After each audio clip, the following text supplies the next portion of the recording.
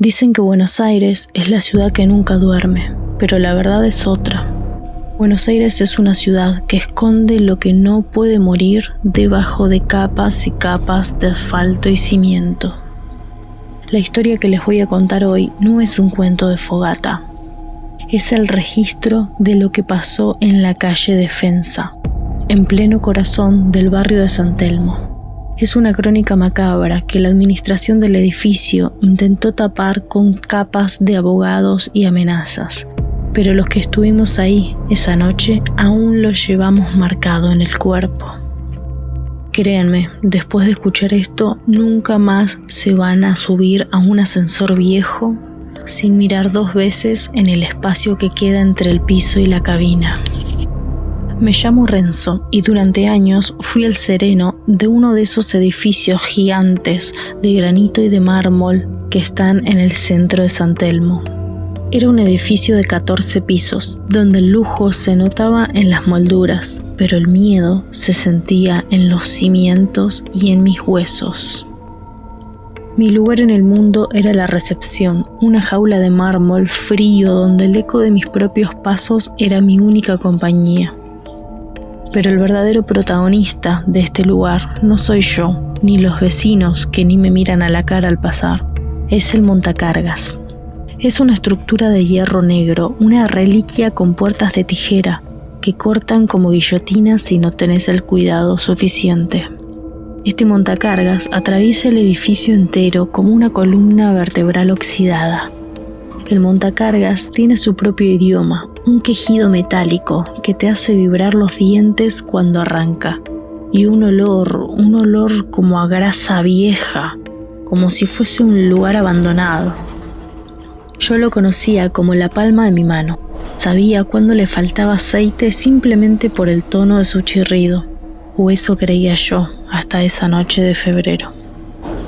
Hacía un calor pegajoso, de esos que te hacen sentir que el aire de Buenos Aires es puro vapor de río. Eran las 3 de la mañana, el silencio era tan espeso que podía escuchar el goteo de una canilla a 20 metros.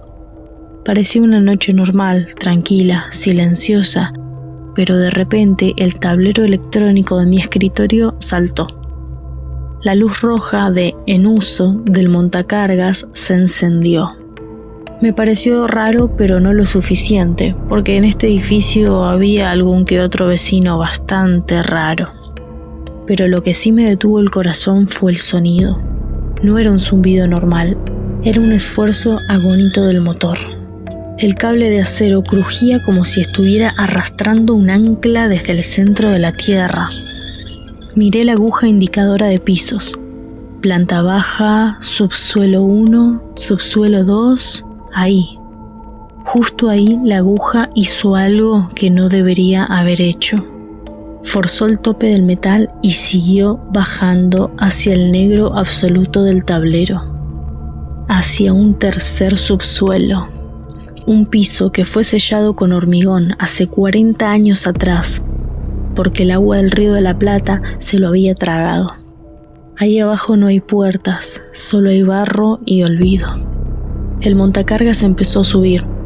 El cable vibraba tanto que soltaba escamas de óxido que caían por el hueco como si fuera una lluvia de cenizas negra. Cuando la jaula apareció frente a mí, las luces de la recepción empezaron a titilar y a través de la reja de tijera vi que el piso de madera del ascensor estaba cubierto de un lodo negro, brillante, pero como que burbujeaba. Y en el centro de ese barro había un sobre de cuero viejo, hinchado como por el agua. Aunque lo peor no fue verlo, sino escuchar el sonido que venía desde el hueco, por debajo de la cabina, un chapoteo rítmico. Parecía como si alguien estuviese trepando por los cables desde el agua negra. ¿Qué mierda es ese olor, Renzo? ¿Dejaste que se inunde el sótano de nuevo? Era Julián, del cuarto B, un tipo joven, soberbio, de esos que creen que el mundo se arregla con gritos. Bajó las escaleras quejándose y se acercó al montacargas antes de que yo pudiera reaccionar. Metió la mano entre los barrotes de la reja para agarrar ese sobre de cuero. Julián, no, alejate, le grité, pero el pibe ya tenía los dedos sobre el cuero húmedo. En ese mismo instante, el montacargas pegó un tirón violento hacia arriba, solo medio metro, pero fue suficiente para trabar el brazo de Julián contra el dintel del mármol. El grito de Julián fue algo que no le deseó a nadie, aunque se cortó de golpe. Me asomé al hueco y lo vi. Una mano pálida, con la piel blanca y floja, como si se estuviera desprendiendo del hueso por haber pasado décadas en el agua. Parecía como si hubiese salido del barro y lo tenía agarrado a Julián del tobillo. Tenía dedos larguísimos, pero sin uñas, que se hundían en la carne de la pierna de Julián. Él me miraba con sus ojos desorbitados, pero ya no me veía a mí. Dice que la deuda de mi abuelo ya venció, susurró Julián con una voz que no parecía suya, como si tuviera burbujas de lodo en la boca. Luego de eso, el montacargas soltó un alarido de metal rompiéndose y cayó. Se desplomó hacia el vacío, llevándose a Julián y su secreto hacia el tercer subsuelo. El estruendo final fue un golpe seco allá abajo, seguido por el sonido del agua cerrándose sobre el metal. Hoy ese edificio aún sigue en pie en el barrio de San Telmo. Si pasás por el edificio en la calle de Defensa, vas a ver que el montacargas tiene un cartel de fuera de servicio permanente. Pero yo sé la verdad, yo aún sigo sintiendo el olor a naftalina en mis pesadillas. Aún puedo escuchar la voz de Julián burbujeando como con barro en la boca. Y lo que más me aterra no es que Julián se haya ido. Lo que más me aterra es que esa noche, en la pensión donde duermo, escuché un ruido metálico debajo de mi cama.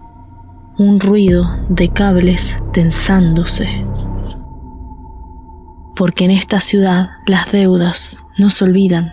Solo esperan a que el montacargas vuelva a subir.